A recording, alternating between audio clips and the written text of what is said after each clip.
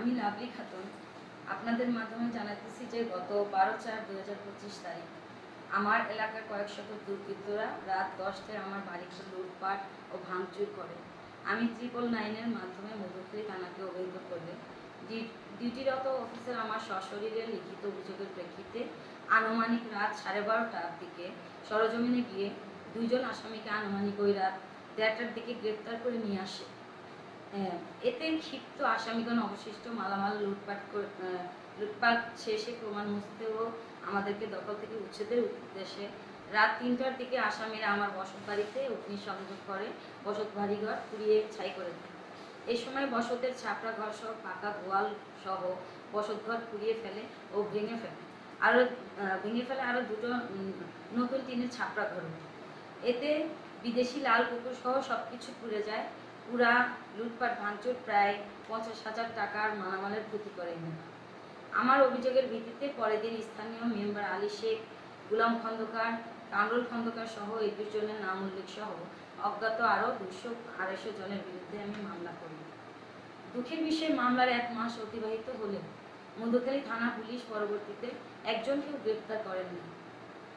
অসহায় আমি আপনাদের মাধ্যমে জানাতে চাই, অতি দ্রুত সকল আসামিদের গ্রেপ্তার ও আমার বসত বাড়ি থেকে লুট করে নেওয়া জমির মূল দলিলপত্র, ফ্রিজিয়ান গরু, নগদ 3.5 লক্ষ টাকা ও 8 ভরির সোনালঙ্কার, বাড়ি তৈরির রড, সিমেন্ট, হাঁস মুরগি, ভেড়া, টার্কি মুরগি, ফ্রিজ, ল্যাপটপ, টিভি সহ সকল মূল্যবান অন্যান্য আসবাবপত্র উদ্ধারের জন্য অনুরোধ করছি। আপনাদের মাধ্যমে আরও জানাচ্ছি যে উল্লেখিত আসামি সহ 50-এর অধিক আসামিগণ ওয়ারিশ সূত্রে আমার নানা মৃত নুরুল হক ফকির খন্দকারের জমি জবরদখল করে আছে। 72 পরবর্তী সময়ে এদের পূর্বপুরুষগণ আমার নানাকে জমির সালিশে ডেকে ষড়যন্ত্রমূলক হত্যা করে। উল্লেখিত আসামিরা বিশেষ করে গুলাম খন্দকার, কামরুল খন্দকার, আলী শেখ, আওয়াল ওরফে ভুটম, সালাম ওরফে সাইদ, মিঠু মোল্লা, ওদু মোল্লা, রফিক মিথা, হান্নান মোল্লা, কারি মোল্লা, ফাতেমা ওরফে ফাহিমা বেগম, খলিল খন্দকার, বাইল ওরফে মুন্নু, কারি মোল্লা সহ সকল আসামিরা প্রকাশ্যেই ঘুরে বেড়াচ্ছে এবং আমাকে ধর্ষণের চেষ্টা, মিথ্যা মামলা, বিভিন্ন মানহানি, অপপ্রচার, বিভিন্ন হুমকি ও আমাদেরকে অপহরণের প্রাণনাশের চেষ্টা করে যাচ্ছে আমার সপরিবারে।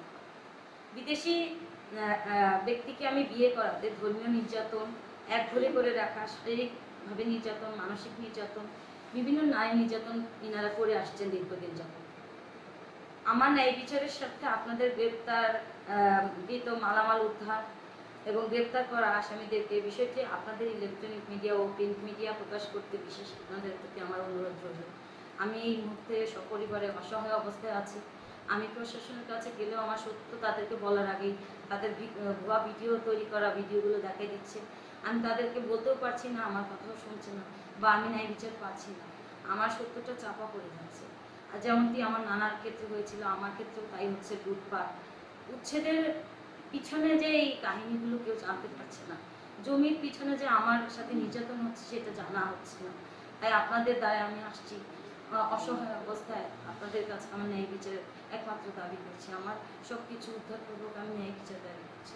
এটাই, আমরা এখন অসহায়, আমাদের থাকার কোনো ব্যবস্থা করা হয়নি। আমরা বেশি বেশি এখানে সেখানে অসহায় অবস্থায় অবস্থান করছি। আমাদের এখন কোনো নিরাপত্তা নাই।